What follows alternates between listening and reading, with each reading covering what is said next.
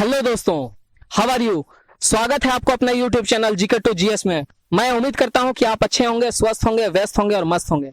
आज एक ऐसी घटना के बारे में चर्चा करेंगे जो फ्रांस में हुई और कुछ महीना पहले इंडिया बेंगलोर में हुई, जो लोगों को होश उड़ा दिए और कई लोग सड़क पर आकर हंगामा करने लगे।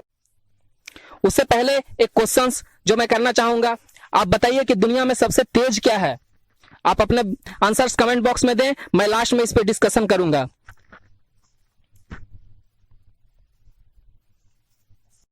और अगर चैनल में नए हैं तो चैनल को सब्सक्राइब कर लें, नोटिफिकेशन बेल को दबा लें ताकि ऐसे इंफॉर्मेटिव वीडियोस आप तक पहुंचते रहे। और यह घटना है फ्रांस में और इंडिया बेंगलोर में हुए, जब लोगों के धमाके के कारण खिड़कियों के कांच टूट गए और कई लोग इससे डर कर बाहर निकल गए सड़क पर। और जब गवर्नमेंट ने जारी बयान में कहा कि यह सोनिक बूम है तो लोगों को समझ नहीं आया कि ये सोनिक बूम क्या होते हैं। अगर आपको भी नहीं पता है तो लास्ट तक बने रहें वीडियो के। सोनिक बूम के बारे में डिटेल्स में चर्चा करेंगे, पूरी साइंस है और इसको आम भाषा में समझाने का कोशिश करूंगा मैं आपको। मुझे उम्मीद है कि आपको ये जरूर पसंद आएगा और समझ आएगा। दोस्तों, क्या पता है कि आपका जो आवाज है, जो साउंड है, वो कितना तेज गति कर सकता है? अगर नहीं पता है तो चलिए हम जानकारी के लिए बता दें कि इसकी जो स्पीड है नॉर्मल, वो 330 से 340 मीटर पर सेकेंड होता है। यानी कि 1 किलोमीटर का 3 भाग करेंगे तो 1 भाग, इतना दूरी 1 सेकेंड में ध्वनि चलती है। मतलब साउंड इतना दूर 1 सेकेंड में ट्रेवल करती है। अगर 340 मीटर की दूरी पर कोई खड़ा आपका फ्रेंड हो या इससे ज्यादा दूर में हो तो उसको आपकी ध्वनि, आपकी आवाज 1 सेकेंड बाद सुनाई देगी। यही ध्वनि की चाल है, यही साउंड की तीव्रता है और इसी से रिलेटेड है यह घटना। दोस्तों, आपको पता होगा कि जब आप ट्रेन के लिए प्लेटफॉर्म में जाते हैं तो कई बार ट्रेन बहुत हाई स्पीड से आती है और अचानक से जो साउंड है उसका बढ़ते जाता है और कई बार 2 गुना हो जाता है साउंड। इसी को हम लोग डॉपलर इफेक्ट कहते हैं, जो डिग्री लेवल पे पढ़ाया जाता है, थ्योरम्स। इसके बारे में इतना ही जानेंगे और इसके अलावा हम लोग समझेंगे कि क्या है ये घटना। एक्चुअली में आपको सोनिक बूम समझने से पहले समझना पड़ेगा कि सोनिक मिसाइल्स क्या होते हैं, सोनिक जेट विमान क्या होते हैं और सुपरसोनिक जेट विमान क्या होते हैं, हाइपरसोनिक क्या होते हैं, सबसोनिक और ट्रांससोनिक क्या होते हैं। ये सब आपको समझना चाहिए और इसको हमने बहुत ही आसान भाषा में बताने का कोशिश कर रहा हूं। मुझे उम्मीद है कि आपको पसंद आएगा और अगर वीडियो समझ में आए तो जरूर शेयर कीजिएगा। दोस्तों, अगर आपकी ध्वनि की चाल जो है, ध्वनि की तीव्रता जो है, उसको और आपकी ऑब्जेक्ट यानी कि आपका जो विमान है, जो हवाई जहाज है, उसकी स्पीड अगर दोनों का सेम हो तो दोनों का रेशियो जो है चाल का, स्पीड का, वो 1 आएगा। अगर 1 आएगा तो इसी को हम लोग बोलते हैं 1 मैक। और जो 1 मैक के स्पीड से चलता है जो विमान, उसको कहते हैं ट्रांससोनिक। और 1 मैक से अधिक का अगर गति कोई प्राप्त कर ले कोई विमान, कोई भी गाड़ी, कोई भी व्हीकल्स, तो उसको बोलते हैं हम लोग supersonic mission, supersonic missile, supersonic jet विमान। और अगर यही 5 मैक से स्पीड अगर कोई भी गति करता है तो इसको बोलते हैं हम लोग हाइपरसोनिक मिसाइल, हाइपरसोनिक विमान, हाइपरसोनिक जेट विमान।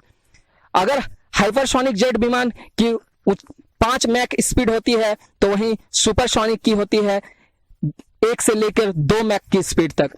तो यही जो है फ्रांस में राफाल, जो फ्रांस से हम लोग एक्सपोर्ट किए हैं दसॉल्ट कंपनी से, जो राफेल, उसका स्पीड लगभग इतना है 1.8 और 2 मैक का स्पीड जो है ये राफाल का है। दोस्तों, अगर ध्वनि की चाल से अगर हाई स्पीड चलना हो तो एक दूसरा इंजन ऑन किया जाता है इस विमान में और इसके वजह से जो है विमान का स्पीड अचानक से बढ़ जाता है। तो जब भी यह स्पीड 1 मैक से 2 मैक हो जाता है अचानक से, और यह घटना इन्वायरमेंट में होता है यानी कि हमारा वायु वातावरण में होता है, तो क्या होता है कि इसे डॉपलर इफेक्ट के कारण बहुत तेज आवाज होता है और इस आवाज के कारण कई बार कांच के खिड़कियां तक टूट जाती है। यही घटना यहां पर देखी गई। तो ऐसा क्यों हुआ? क्या सर गवर्नमेंट का लापरवाही है ये? क्या लोगों को डराने की ये साजिश थी?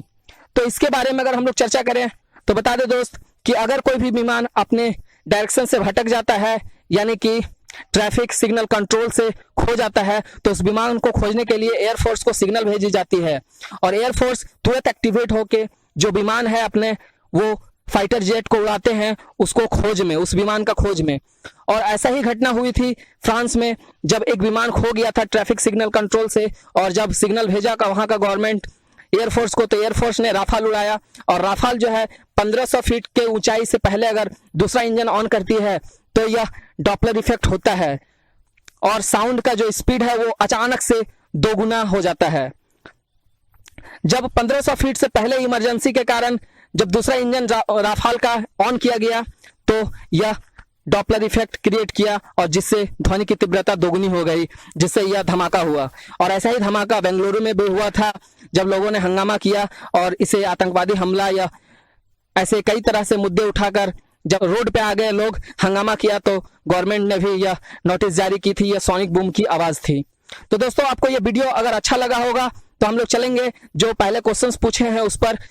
अगर अभी तक चैनल सब्सक्राइब नहीं किए तो चैनल को सब्सक्राइब कर लें। दोस्तों मैंने पूछा था कि सबसे स्पीड कौन है, तो इसका 2 आंसर जरूर आए होंगे और इसका जो साइकोलॉजिकल आंसर है वो ये है कि मन सबसे स्पीड होता है। और दूसरा जो साइंटिफिक आंसर होगा वो होगा लाइट यानी कि प्रकाश। तो दोस्तों सूर्य से हमारे पृथ्वी तक पहुंचने में जो लाइट है वो 8 मिनट 20 सेकंड का लगभग समय लेता है। वैज्ञानिकों ने यह कैलकुलेट करके बताया है और कई ग्रंथों में भी ऐसा ही डाटा लिखा हुआ है। तो दोस्तों अगर ये इतना स्पीड है लाइट, तो समझ सकते हैं कि मन जो है हमारा वो सूर्य तक पहुंचने में कितना समय लेता है। तो समझ सकते हैं आप कि मन का स्पीड क्या है।